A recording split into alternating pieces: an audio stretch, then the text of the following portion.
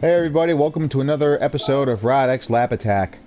Before we begin, we're going to be getting some extra money here for doing another lap attack. I always try to do as many of these as I can. Because like, even though you get like bronze, it's still a pretty good amount of money there, like 250,000. Naturally, I like to try and get higher so I can get even more money, but I don't know, it's like no matter what car I have or what track I'm on, I always seem to get bronze. Not that I'm complaining, like I said, good amount of money that we just gained right there.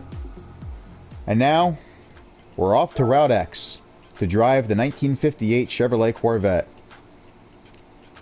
I wanted to try and go for something unique here. I did a orange paint job, like I did in the past with the C1 Corvettes. From Gran Turismo 6 or 5. I gave it a Hemi orange. But I also wanted some blue, so I painted the side. And then I also wanted to give it some racing stripes. Now I've seen a few cars here and there with 2 stripes, so I figured, why not go for 3?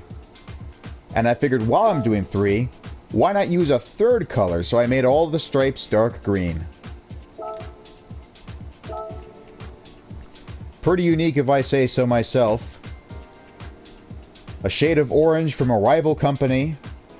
A dark blue side, which is normally in white or red, based off of some other Corvettes I've seen from time to time, and 3 racing stripes. I also changed the license plate.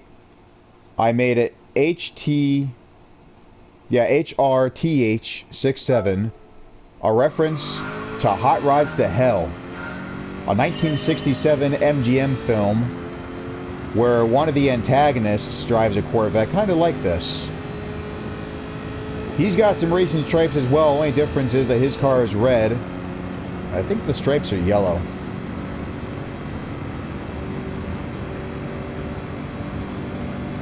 Now, due to the fact that the speedometer is down at the bottom, you probably can't see the license plate.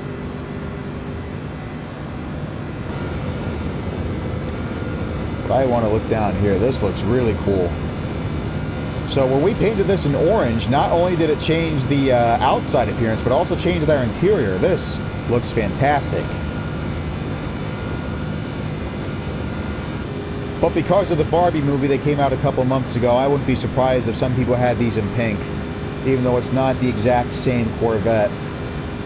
The one in the movie was a 56, so even though it had the same rear end, the front had a bit of a different grille, and instead of 4 headlights, they only had 2.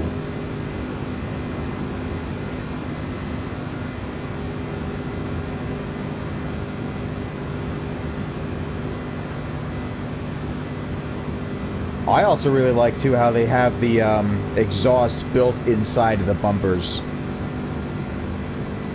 And then between the bumpers and the tail lights, there's a really tiny circle, which I think is supposed to represent the blinker. Well, I have it on right now, but it's actually still in the tail light.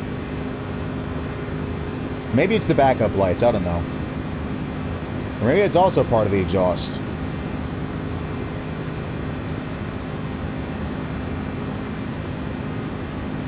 Making our way past the containers and boats.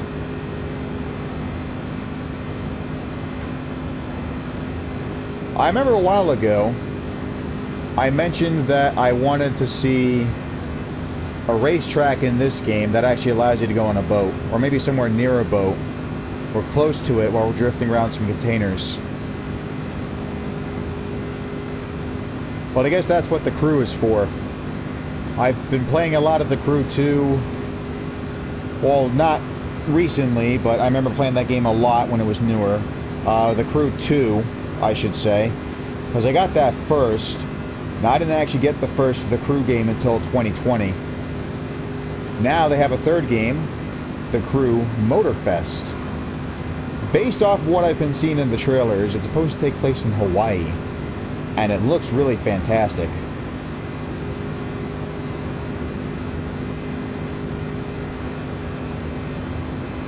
I might get it on PS5, well, I'd have to buy the console first. Or maybe I can make up some more space on my PS4 and get that downloaded. I remember when I said that I'd be getting a PS5, I also wanted to download this game and Call of Duty Vanguard on there. Have some more space for all my PS4 games and at the same time get newer games for my PS5.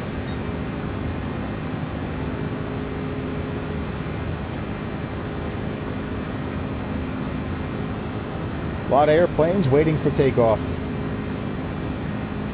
Or maybe the pilots are intentionally delaying their flight so they can watch me drive the car. That'd be even funny. Attention passengers, this is your captain speaking. We are not going to take off because we want to watch this orange race car going around the straightaway first. If you join us in the cockpit, you might be able to watch it with us as well.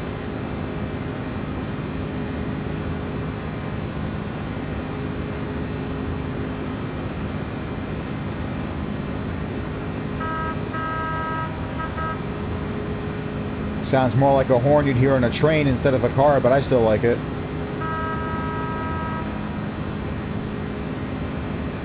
To tell you the truth, though, I kind of like the other horn that was on there better in Gran Turismo 6.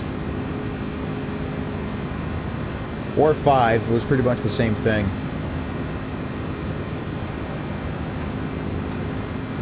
Talking about those older games, though. To get some more Gran Turismo 4 gameplay out there. I haven't played since January. Kind of had a bit of a moment where I lost my temper and decided to take a break, but I might get back into it. I also have to see if I can get some more Gran Turismo 5 videos as well. That would be pretty cool to share.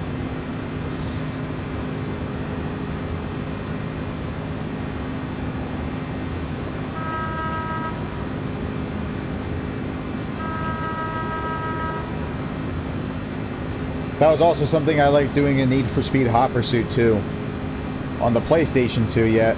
It didn't always do this, but you would have the horn blaring while you switch the cameras back and forth really quickly like that. And you'd hear it go like da da da da da da.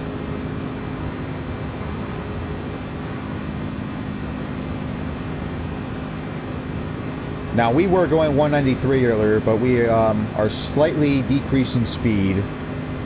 Now at 190, and judging by the tachometer or whatever that red thing is, yep, we went down to 189, 188. I went straight a little bit to try and increase speed, but it didn't really work out that well. I guess we won't get a chance to do that until after we get off the curve, like right now. We'll see.